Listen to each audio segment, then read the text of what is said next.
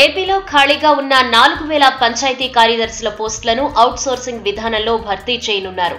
పంచాయతీరాజ్ పునర్వ్యవస్థీకరణపై దృష్టి పెట్టిన ఆ శాఖ మంత్రి లోకేష్ ప్రతి పంచాయతీకి ఒక కార్యదర్శి ఉండాలని భావిస్తున్నారు. దీనికోసం ఇప్పటికే 1000 పంచాయతీ కార్యదర్శుల పోస్టుల నియామకం చేపట్టేందుకు ఏపీపీఎస్సీ ద్వారా ప్రక్రియను పూర్తి చేశారు.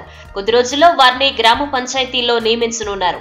మిగతా పోస్టులను అవుట్ సోర్సింగ్ పద్ధతిలో భర్తీ చేయాలని ఈ శాఖ అధికారులు నిర్ణయించారు. ఈ మేరకు తమ ప్రతిపాదనలను ఆర్థిక శాఖకు పంపించినట్టు సమాచారం. అయితే రాష్ట్రంలోని 12,918 గ్రామ పంచాయతీలకు గాను 8,473 పంచాయతీల్లో మాత్రమే కార్యదర్శులున్నారు. మిగిలిన 4,175 పంచాయతీల్లో ఇన్ఛార్జ్లతో నెట్టుకొస్తున్నారు. దీనివల్ల ఒక్కో కార్యదర్శి 2-3 పంచాయతీల భారం మోయాల్సి వస్తోంది. దీంతో గతంలోలా క్లస్టర్లతో సంబంధం లేకుండా ప్రతి పంచాయతీకి ఒక కార్యదర్శిని నియమించాలని ప్రభుత్వం నిర్ణయించింది.